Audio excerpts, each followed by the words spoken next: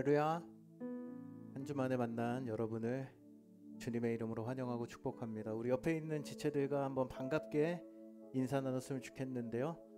은혜로 살아갑시다. 이렇게 한번 인사하겠습니다.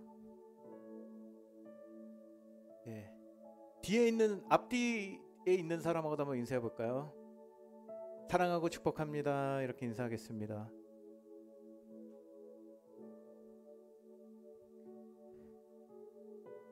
오늘 계속해서 이제 룻기의 말씀으로 말씀을 나누려고 하는데, 이번 주에 지금 다 개강하죠, 여러분? 대학생들은. 우리 또 신입생들은 또 두렵고 떨리는 마음으로 나아갈 텐데, 뭐 별거 없습니다. 대학교도 재밌는 마음, 즐기는 마음으로 새 학기를 시작하는 여러분 모두가 됐으면 좋겠습니다. 할렐루야. 오늘 룻기 이제 지난주까지 1장의 말씀으로 여러분과 함께 말씀을 나눴는데요. 이제 2장 말씀, 오늘 2장 말씀을 가지고 여러분과 한번 말씀을 나누어 보도록 하겠습니다. 한 잡지에 실렸던 내용인데요. 미국의 한 교수님께서 한 가지 실험을 진행했다고 합니다. 근데 그 실험이 무엇이었냐면, 깊은 유리병 안에 쥐를 넣고 물을 부어 쥐가 헤엄쳐야 하는 상황이 딱 되었을 때, 이렇게 물을 막 넣다 보니까 이제 물이 차니까 쥐가 갑자기 이러면서 헤엄을 쳐야 되는 상황이 되었을 때 과연 이 쥐는 얼마나 버틸 수 있는가에 대한 실험을 했다고 합니다. 근데 이 실험에서 어떤 쥐는 60시간 동안 이 물에서 헤엄쳤다고 하고, 어떤 쥐는 15분 만에 포기하기도 하는 이 전혀 다른 결과들이 나타났다는 거예요.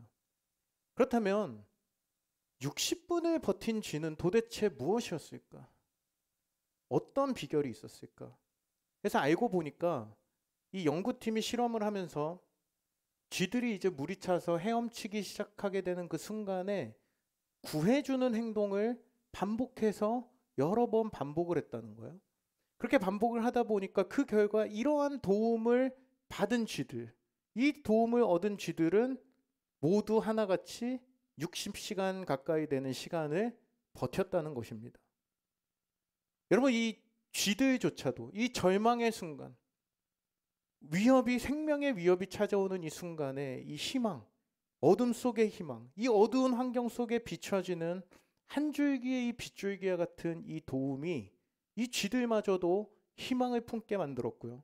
이 쥐들의 생존에 결정적인 영향을 미쳤다는 것을 우리는 알 수 있는데요. 오늘 우리가 읽은 이 본문은 나오미와 함께 낯선 베들레헴으로 이주한 이 룻에게 임하시는 그 하나님의 은혜, 하나님의 섭리가 어떠한지를 우리에게 보여주고 있습니다. 룻은 절망 가운데 비추고 계신 하나님의 손길, 하나님의 은혜와 하나님의 빛을 발견했던 사람이었습니다. 오늘 이 룻의 삶 가운데 발견된 은혜의 이런 흔적들이 없었다면 아마 오늘 이 룻은 새로운 도전이나 새로운 믿음의 발걸음을 떼는데 불가능한 인생이 되었을지도 모른다는 것입니다. 저는 오늘 이 말씀을 통해서 계속되는 이 안타까운 현실의 상황 속에 룻은 무엇을 보았고 그 가운데 무엇을 발견했는지를 오늘 이 말씀을 통해 여러분과 함께 나누기를 원하는데요. 지난주 제가 이제 말씀의 마지막 부분에서도 여러분에게 이야기했듯이 1장의 마지막 부분에 이제 22절에 보면 나오미와 룻이 베들레헴으로 돌아가는 것을 기록하며 1장이 마무리가 되었습니다. 우리 한번 22절 말씀을 다시 한번 기억할 겸 다시 한번 읽어보도록 하겠습니다. 시작. 나오미가 모압 지방에서 그의 며느리 모압 여인 룻과 함께 돌아왔는데 그들이 보리추수 시작할 때 베들레헴에 이르렀더라. 어디에 이르렀다고요? 베들레헴에 이르렀더라. 여러분, 모든 것을 잃어버린 이 나오미와 룻과 함께 그 땅에 여호와 하나님께서 먹을 것을 허락하셨다는 이 은혜의 소식을 접한 뒤에 베들레헴 땅으로 돌아오게 됩니다. 흉년으로 땅의 소산이 멈췄던 이 베들레헴에 다시 시작된 은혜의 소식과 나오미의 모압을 떠나는 이 결정은 분명 그 마음 가운데 베들레헴 땅에 가면은 다시 하나님께서 나에게 은혜를 부어주실 것이라는, 하나님께서 우리를 축복해 주실 것이라는 기대와 소망으로 다시 한번 자기 인생이 순탄한 인생이 될 것이라는 것을 기대해 볼 수 있는 상황이었다는 겁니다. 하지만 우리가 알다시피 이 은혜의 소식을 듣고 길을 떠났는데 막상 돌아온 이 베들레헴 땅에서의 펼쳐지고 있는 그녀들의 인생은 어떠했습니까? 여전히 고단하고 여전히 문제가 있고 여전히 실망스러운 냉정한 현실을 마주하게 된다는 거예요. 가장 여러분 먼저 마주한 현실은 무엇이었습니까? 지난주에도 제가 얘기했지만 나오미와 룻이 베들레헴 땅에 도착했을 때 제일 먼저 마주했던 것은 고향으로의 귀환에 대한 환대가 아닌 사람들의 차갑고 싸늘한 시선뿐이었다는 거예요. 하지만 이런 시선은 그래 조금 잠깐 버티면 되죠. 근데 이 시선을 넘어서 마주하게 된 더 큰 문제는 무엇이었습니까? 예? 뭐라고요? 예. 여러분 10년 만에 고향 땅으로 돌아왔을 때 아무것도 남겨진 것이 없었던 그 여인들에게 당장의 이 배고픔을 어떻게 알았어요? 당장의 끼니조차 해결할 수 없는 굉장히 어려운 상황을 마주했다는 것입니다. 이제 이곳에서 새로운 일상을 마주하며 살아가야 되는데 현실이 너무나도 차가운 상황이었다는 거예요. 하나님께서 지난 이스라엘 백성들에게 베푸셨던 어떤 홍해의 기적이나 무슨 출애굽의 기적이나 불기둥이나 어떤 구름기둥으로 계속해서 함께하고 인도해 주시던 과거의 은혜는 더 이상 그들의 인생에 찾아볼 수 없는 냉정한 현실을 마주하게 되었던 것인데요. 여러분 마치 우리가 이곳에서 하나님을 예배하고 하나님과 함께 하심을 믿고 기도하고 이곳에서 마음의 평안을 얻고 세상을 향해 나아가고 이제 내일은 아니죠. 모레부터 캠퍼스를 향해 직장을 향해 또 나아가지만 여러분 현실은 어떻습니까? 당장의 현실은 매우 고단하고 마치 내 삶에 하나님의 은혜와 간섭이 사라진 듯 느껴지는 세상의 한복판을 경험하는 것처럼 여러분 지금 이와 같은 상황을 마주하게 된다는 거예요. 여러분 우리는 이곳에서 예배하고 수련회를 가서 예배하고 주님 없이 살 수 없다고 믿음의 고백을 드렸지만 막상 현실의 삶에서는 이 기적과 은혜는 온데간데 없이 당장 우리의 먹고 사는 문제, 시험의 문제, 관계의 문제들을 늘상 마주하며 하나님의 은혜 없는 자와 같이 살아가는 내 자신의 모습에 또 한 번 좌절하고 또 좌절하는 것이 우리들의 일상이라는 거죠. 하지만 오늘 그런 현실 가운데서도 하나님의 은혜는 여전히 존재하고 있다는 것을 오늘 말씀을 통해 우리에게 암시해 주고 있다는 겁니다. 22절 말씀을 다시 한번 보니까 그들이 어느 때라고 지금 기록하고 있습니까? 그들이 보리추수를 시작할 때라고 말씀하고 있다는 거예요. 이런 바로 이 표현에서 우리는 여전히 그들의 인생 가운데 남겨져 있는 하나님의 은혜를 발견하게 되는 것인데요. 지금 말씀에 추수가 시작할 때가 되어 나오미가 베들레헴으로 돌아왔더라라고 이야기하지 않습니다. 추수할 때를 알게 됐기 때문에 돌아왔다라고 이야기하는 것이 아니라 남편과 아들들을 잃은 슬픔 때문에 믿음으로 약속의 땅에 돌아왔더니 마침 그때가 뭐였다는 거예요? 추수할 때였다는 것입니다. 여러분 이 시기를 조금이라도 넘겼다면 추수의 시기를 넘겨서 하나도 먹을 식량이 없이 굶어야 하는 시기에 돌아오게 되었을 것입니다. 또한 나오미와 룻은 이 추수의 때를 위해 베들레헴에 소유하고 있는 땅도 없었습니다. 이를 위해 어떠한 노동이나 씨를 뿌리거나 이 어떤 양식을 위해 수고를 하고 땀을 흘린 적이 없는 그런 사람들이 바로 나오미와 룻이었다는 거예요. 하지만 오늘 이 나오미와 룻의 믿음의 선택, 모압을 떠나 약속의 땅으로 향하겠다는 이 믿음의 선택과 의지를 발휘했을 때 여러분 이 완벽한 타이밍, 하나님의 시간 안에서 인생 현실의 한복판에 하나님의 섭리와 은혜를 하나님은 이미 예비하고 계셨다는 것입니다. 그들은 자신들의 삶에 남겨져 있는 은혜를 발견하고 그분의 섭리 안으로 나아가도록 하나님은 그들의 삶을 이 완벽한 타이밍 가운데로 인도하고 계셨다는 거예요. 그래서 로마서에 보면은 이런 말씀이 있습니다. 우리 4장 4절의 말씀을 한번 읽어볼게요. 시작. 일하는 자에게는 그 그 삭시 은혜로 여겨지지 아니하고 보수로 자, 여러분, 여겨지거니와. 일을 하는 자에게는 주어지는 삭시 은혜가 아니라 뭐라고요? 우리가 아르바이트를 하고 직장에서 근무를 하면 뭘 받아요? 월급을 돈을 받아야죠. 당연한 권리로 우리는 여긴다는 거예요. 근데 5절에서 6절 말씀을 이렇게 말씀합니다. 같이 읽겠습니다. 시작.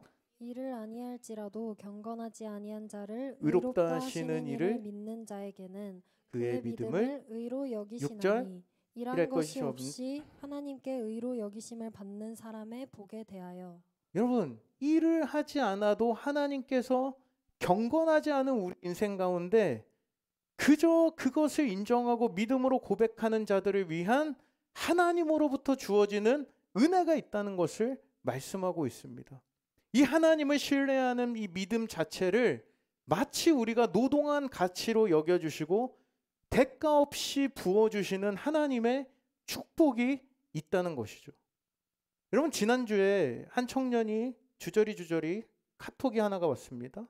다 읽어줄 수는 없지만 이런 이야기를 했어요. 학기를 앞두고 지난 학기에 올 A 플러스를 받았대요. 난데 누구야? 올 A 플러스를 받았어요. 그럼 뭘 받아야 돼요? 학교 안 다니세요? 뭘 받아야 돼요? 장학금을 받아야죠. 근데 등록금 고지서가 왔는데 학비의 감면이 되어 있지 않았다는 겁니다. 도대체 이 학교는 누가 다니는 건가? 제가 굉장히 의심을 해요. 제 눈을 의심했어요. A 플러스를 받아도 장학금을 받을 수 없는 학교. 그런 학교는 다녀야 된다, 말아야 된다? 말아야 된다.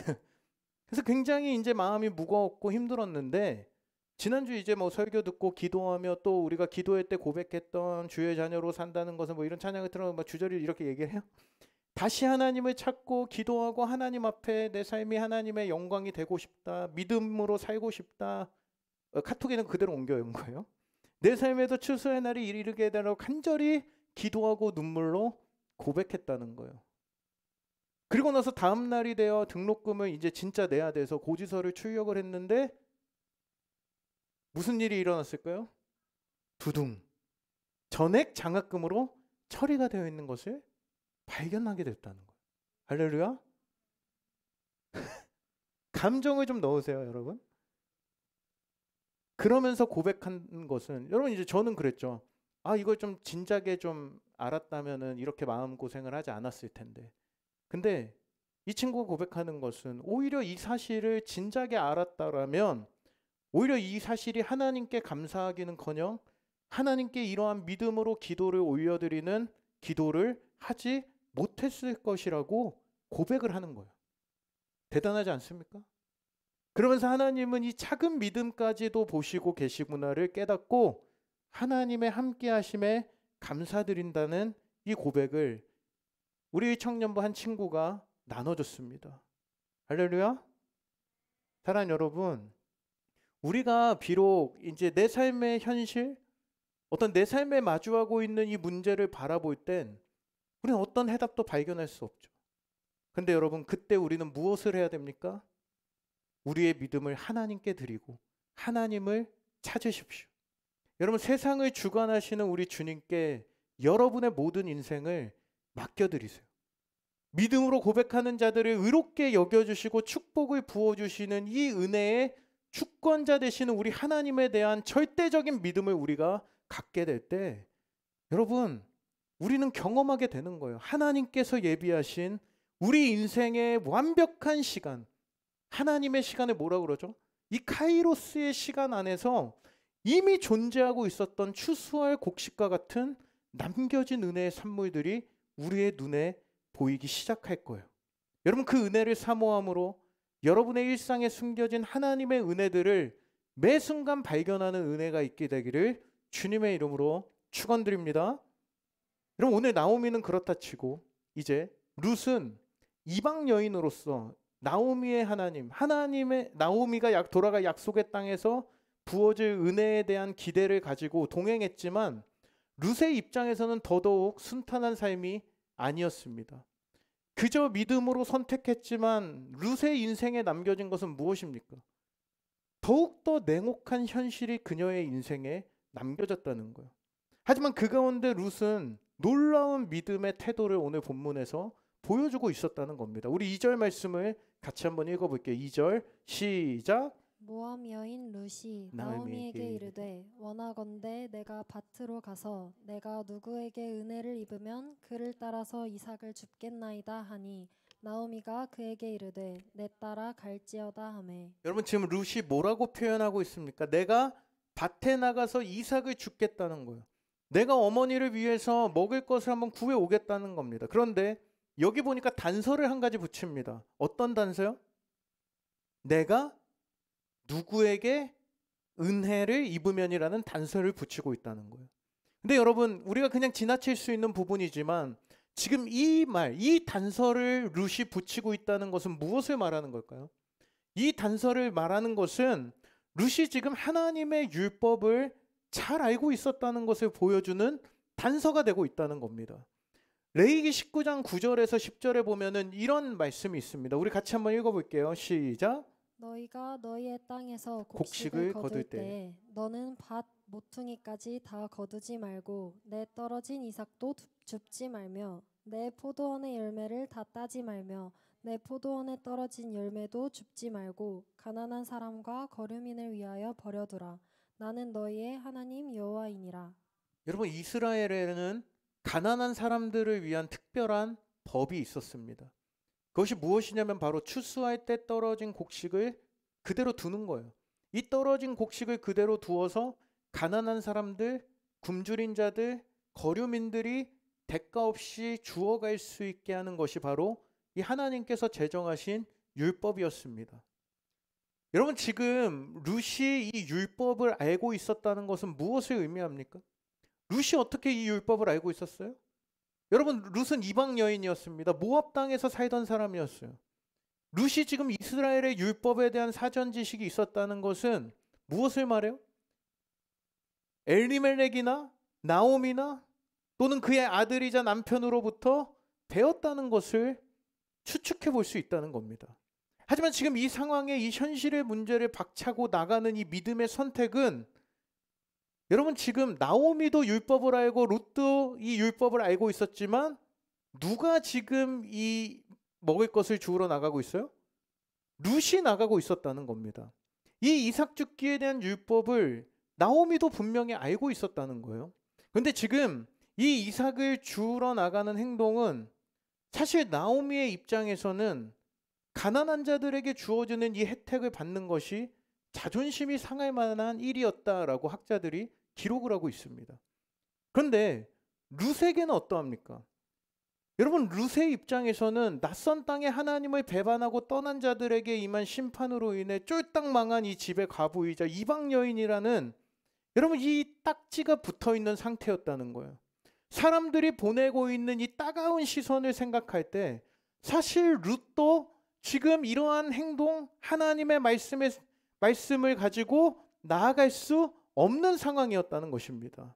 하지만 룻은 그동안 자신이 들어왔던 이 율법에 제시된 하나님의 말씀을 기억해냈어요. 그리고 이것을 붙들고 순종하는 선택을 행하고 있습니다.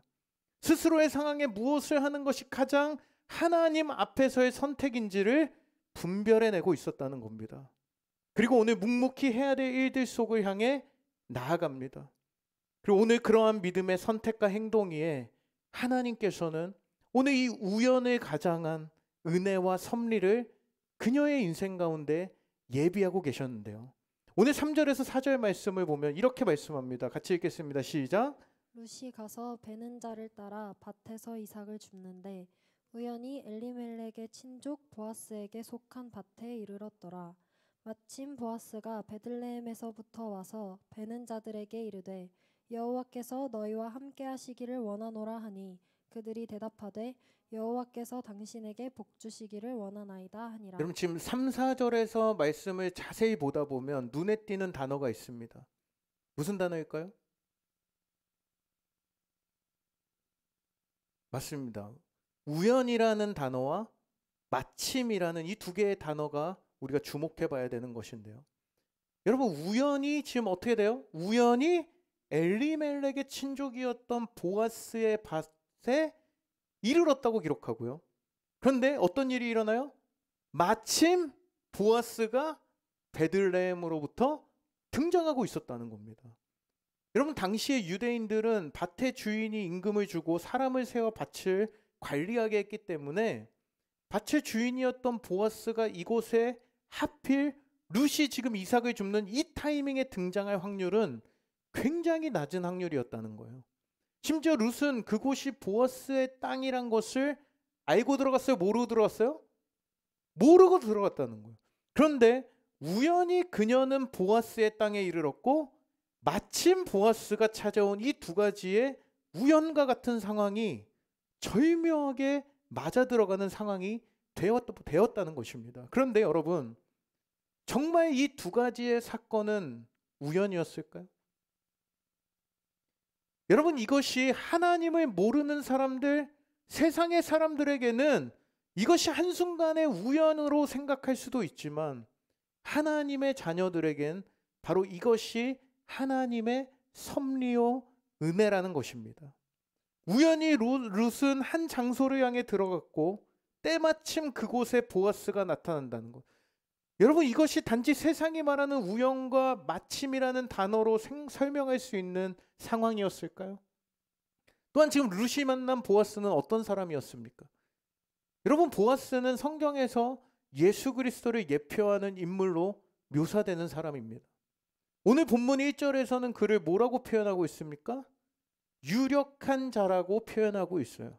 여러분, 유력한 자는 뭐예요? 힘이 있고 굉장히 강하고 부유하다라는 뜻입니다. 그래서 실제 존 파이퍼 목사님은 그를 하나님으로 충만했던 사람들이라고 표현할 정도로 그는 하나님의 은혜 안에 살아가던 이 시대 크리스천 자매들이 만나야 될 배우자 상이었다는 것입니다. 할렐루야. 이런 남자를 만나는 은혜가 있기를 축원합니다. 여러분, 그냥 얼굴 잘생기고 물론 이쁜 거 따라가지 마세요. 보지 말라는 건 아니에요. 저도 뭐 이뻐서 결혼한 건 맞으니까요.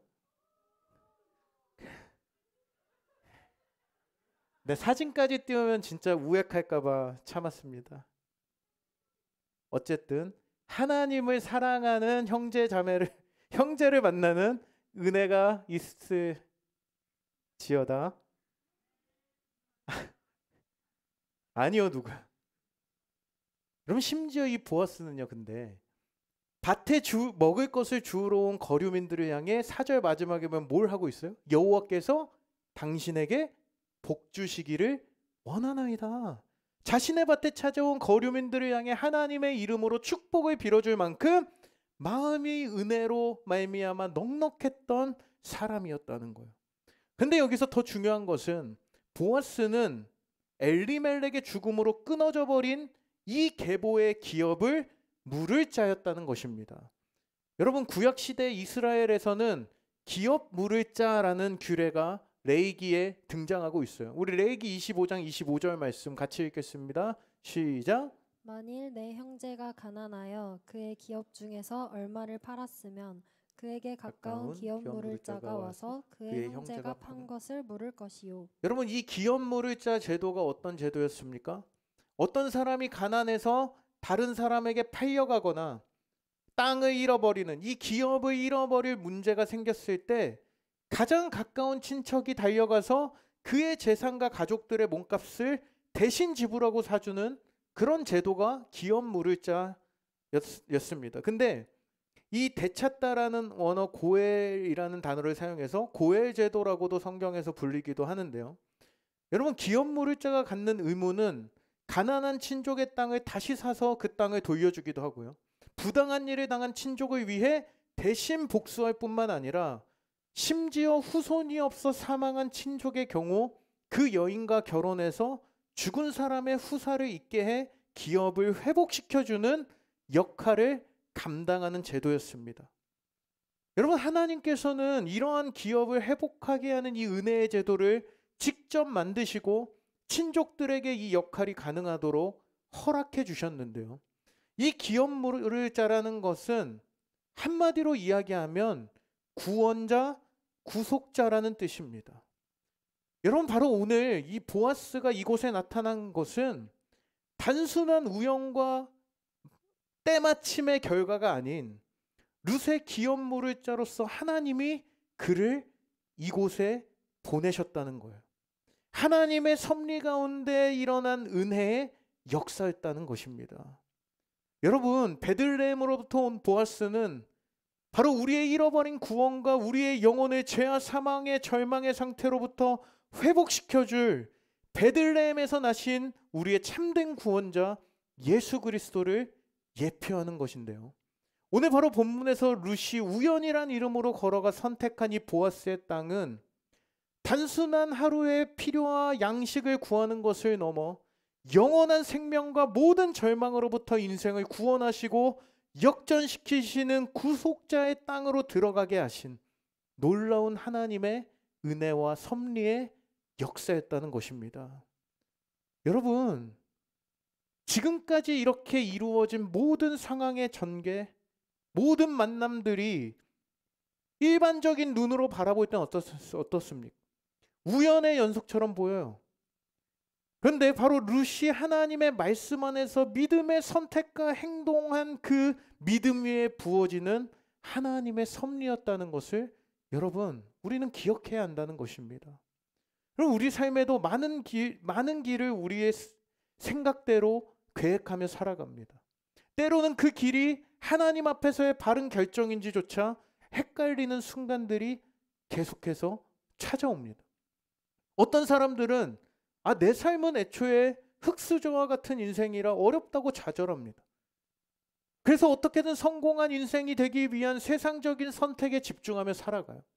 때로는 우연히 로또에 당첨돼서 인생 역전을 이루고 싶어하는 이런 마음들이 든다는 거예요. 지나가다 보면 여기서 1등 몇 명을 배출하는 상점입니다. 써 있으면 괜히 한번 돈이 있나 이렇게 살펴보기도 하는 이런 마음들. 여러분, 세상을 살아가다 보면 자꾸만 이러한 것들이 우리 마음 가운데 불쑥불쑥 튀어나와 우리의 생각과 마음을 지배한다는 거예요. 오늘의 내 선택과 결정이 내 인생을 영원한 행복으로 인도해 주길 바라며 우리는 내 입맛대로 취사 선택하며 사는 우리의 모습 속에 여러분, 어떤 인생의 결말을 기대하며 살아가고 계십니까? 여러분, 성공하고 싶으세요? 아무도 성공하고 싶지 않은 것 같은데요? 성공하고 싶으세요? 저도 성공하고 싶어요. 왜 웃어요? 여러분, 제가 유학할 때 저희 교수님, 저희 베이스 기타 교수님 1대1로 이제 수업을 매주 진행을 하는데 레슨 때 이런 이야기를 하셨습니다. 교수님이 저한테 베이스는 안 가르쳐 주시고 갑자기 인생 얘기를 하기 시작한 거예요. 그래서 저한테 어느 날 헤이 쌍 이렇게, 저를 이제 쌍이라고 잘못 들으면 욕같이 들리죠. 헤이 쌍 이렇게 부르면서 너가 성공할 수 있는 방법이 뭐라고 생각하니? 라는 질문을 던진 거예요. 나는 베이스를 배우러 가는데 왜 이런 질문을 하는 거야? 라고 생각해서 제가 또 이해 질 수 없다는 마음에 굉장히 유명한 말을 했습니다. 성공은 99%의 노력과 1%, 왜 웃어요? 1%의 운으로 이루어지는 것 아닙니까? 이거 제가 굉장히 멋있게 말을 했습니다. 그러니까 교수님이 시익 웃음, 우리 교수님 되게 시익 잘 웃거든요. 저를 비웃을 때. 그래서 시익 웃으면서 그래서 너는 성공을 위해 어떤 노력을 하고 있니? 라고 저한테 물어보신 거예요. 그래서 제가 또 점점 기분이 안 좋아지는 거예요. 난 베이스를 배우러 왔다니까요 하면서 대답했습니다. 저는 이를 위해서 매일 잠만 자고 수업 듣고 하루 10시간씩 골방에서 연습하고 물론 1시간은 꼭 한국 드라마를 보면서 최선을 다하고 있습니다. 교수님, 저 성공할 수 있겠죠? 라고 당당하게 말했어요. 그랬더니 저에게 교수님이 이렇게 말씀하신 겁니다. Nope, 쌍. 굉장히 기분 나빴습니다. Nope, 쌍.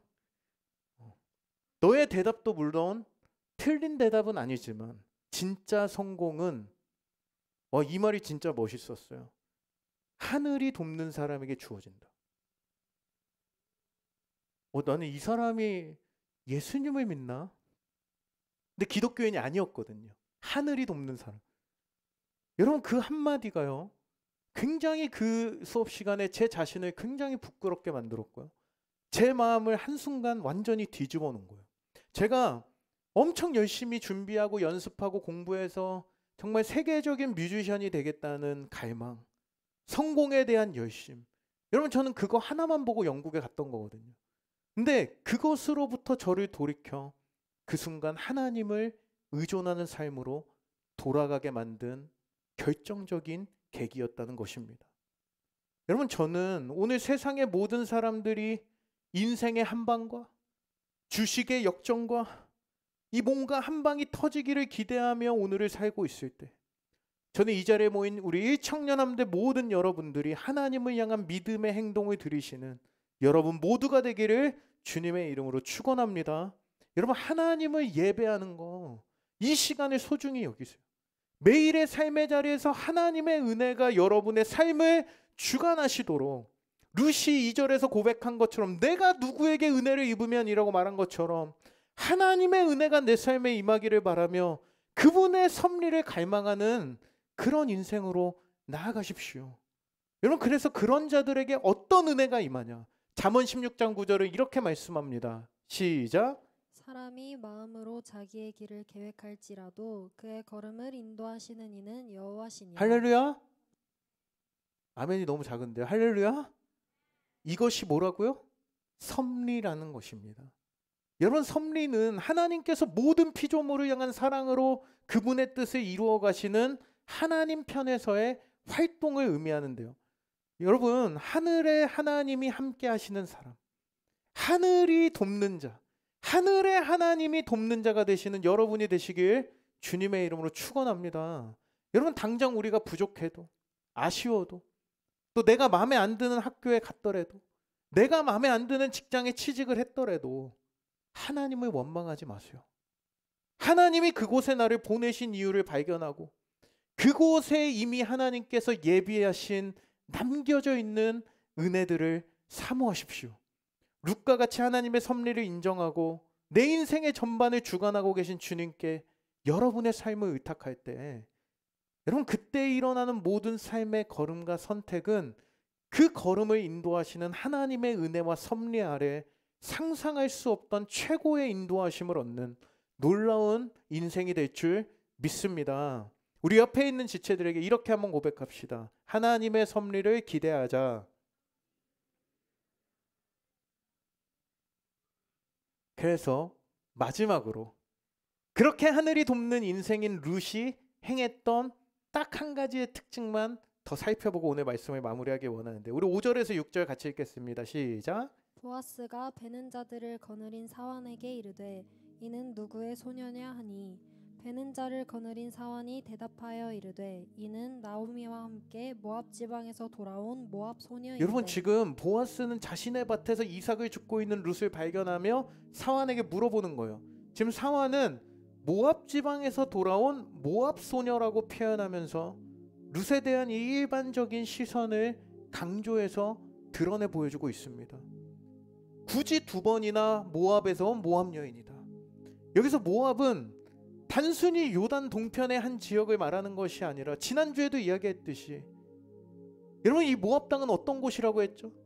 아브라함의 조카 룻이 아니라 롯이 술에 취해 그녀의 두 딸들과 대를 이어보겠다고 근친상간을 통해 낳은 자녀가 바로 모압과 암몬이었고 그들의 자손이 바로 이 지역을 살아가는 백성들이 되었는데요. 그래서 신명기 23장 3절에 보면 그들의 결말은 이미 정해진 인생이었다는 거예요. 모압 사람들의 인생의 결말을 신명기 23장 3절은 이렇게 얘기합니다. 시작. 암몬 사람과 모압 사람은 여호와의 총회에 들어오지 뭐라고요, 못하리니. 여러분? 영원히 하나님의 선택받은 가족이여 백성으로 들어올 수 없다는 완전한 저주를 받은 상태였다는 거예요. 여러분 지금 이스라엘 백성들의 시선에서는 이 모압이라는 단어만 얘기해도 이 존재 자체로 치욕스럽고 모압 출신의 사람과 함께해서는 안 되는 대상이고 하나님의 은혜를 받을 자격도 없고 구원의 은혜를 상속받을 수 없는 약속 밖에 있던 저주스러운 존재들이었다는 거야. 지금 사람들이 이런 시선으로 룻을 바라보고 있을 때 여러분 그녀가 지금 무엇을 하고 있었습니까? 7절에 보니까 시작. 그 말이 나로 베는 자를 따라 단 사이에서 이삭을 죽게 하소서 하였고 아침부터 와서는 잠시 집에서 쉰 외에 지금까지 계속하는 중이니이다. 여러분 사환이 보아스에게 룻의 태도에 대해서 이야기를 하고 있어요. 아침부터 해서 잠시 쉰 것 외엔 단 한 번도 쉬지 않고 지금까지 일을 지속하고 있다는 룻에 대한 칭찬이 담겨 있는 말씀입니다. 여러분 기억하셔야 돼요. 이것이 바로 하늘이 돕는 인생이 자신의 삶을 대하던 태도였다는 것입니다. 하늘에서 내릴 은혜의 만나를 기다리며 입만 벌리고 있지 않았어요. 여러분 밀레라는 사람이 만든 이 이삭 죽기라는 그림에 보면은 이 작품 사진 많이 보셨죠? 어떻게 하고 있어요? 허리를 구부려서. 여러분 저는 그냥 이러고 지금 30분 서 있는 것도 벌써 지금 막 무릎이 아프고 늙었어. 허리가 아프고 와 빨리 앉고 싶다 이런 생각이 드는데 여러분 저러고 하루 동안 일을 감당하면 어떻게 될까요?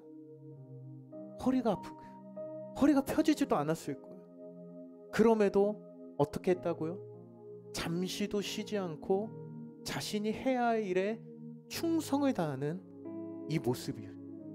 여러분 저는 여러분의 삶의 태도가 이와 같기를 주님의 이름으로 축원합니다.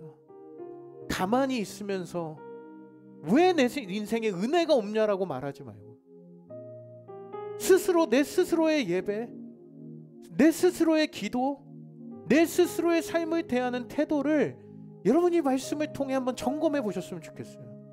밤새 내가 유튜브하고 웹툰 보고 게임하고 아무런 기대 없이 하나님을 찾는 이 자리에 앉아있고 내 삶이 어떻게 되든 별 생각 없이 사는 이러한 태도로 우리가 살아가고 있지는 않으십니까? 저는 오늘 이런 태도를 벗어버리고 하나님께서 기뻐하실 삶, 전심을 다하는 삶의 태도로 전환되는 예배와 삶의 모든 순간이 되길 주님의 이름으로 축복합니다. 여러분 이 태도의 전환이 저와 여러분의 인생의 삶과 미래를 결정하게 될 겁니다. 오늘 그런 룻을 바라보며 보아스는 이렇게 고백해요. 11절 시작. 보아스가 그에게 대답하여 이르되 내 남편이 죽은 후로 내가 시어머니에게 행한 모든 것과 내 부모와 고국을 떠나 전에 알지 못하던 백성에게로 온 일이 내게 분명히 알려졌느니. 보아스가 알게 됩니다. 그리고 뭐라고 얘기하죠? 12절 시작. 여호와께서 내가 행한 일에 보답하시기를 원하며 이스라엘의 하나님 여호와께서 그의 날개 아래에 보호를 받으러 온 내게 온전한 상 주시기를 원하노라 하는지나. 여러분 룻은 전혀 한 번도 자신의 인생에 상상해보지 못했던 은혜를 경험하게 됩니다. 기대하지 못한 호의를 경험하게 돼요. 여러분 룻의 믿음과 그녀의 행동을 보아스는 칭찬하며 축복하고 있어요. 너는 그의 날개 아래에서 온전한 상을 받을 것이다. 그렇게 보아스의 호의와 은혜를 통해 룻의 인생은 이방 땅 저주와 멸시의 대상과 같던 존재에서 은혜의 인생, 하늘이 돕는 자의 인생으로 나아가게 하셨다는 사실입니다. 사랑하는 여러분, 오늘 이 자리에서 하늘이 돕는 자로 선택받은 자들에게 우리 하나님은 이 룻이 경험한 완전한 은혜, 섭리를 동일하게 경험하게 하실 줄 믿습니다. 우리가 해야 될 것은 히브리서 11장 6절 함께 고백합시다. 시작. 믿음이 없이는 하나님을 기쁘시게 하지 못하나니 하나님께 나아가는 자는 반드시 그가 계신 것과 또한 그가 자기를 찾는 자들에게 상 주시는 이심을 믿어야 할지니라. 할렐루야. 히브리 기자의 고백처럼 오늘 우리가 이 믿음을 주님께 드릴 때 여러분 오늘 이 보아스가 상징하는 베들레헴에서 나신 예수 그리스도께서 오늘 우리의 삶을 바라보시며 여러분이 믿음을 지키기 위해 선택하고 드린 삶과 시간을 하나님께서 결코 헛되게 하지 않으실 줄 믿습니다. 오늘 이 예배를 통해 이 구원자의 밭, 보아스의 밭, 구속자의 밭, 이 은혜의 밭을 향해 스스로 걸어 들어가 끊임없이 예배하고 우리에게 주어진 삶에 하나님 앞에서 최선을 다해 살아갈 때, 여러분, 우리의 삶에 엉망인 줄 알았고 내 삶에 남겨진 은혜가 없는 것 같았던 그 삶의 현실 속에 여전히 남겨져 있는 하나님의 은혜가, 내 삶에 작동하고 있는 하나님의 섭리가 발견되는 놀라운 은혜가 여러분의 삶 가운데 있게 될 줄 믿습니다. 오늘 이것을 사모하는 우리 청년들은 한번 그 자리에 다 함께 일어나 보실까요? 오늘 하나님 앞에 우리 이 찬양의 고백과 여러분의 마음을 주님 앞에 좀 드렸으면 좋겠습니다. 주님, 오늘 내 인생의 현실은 아쉽고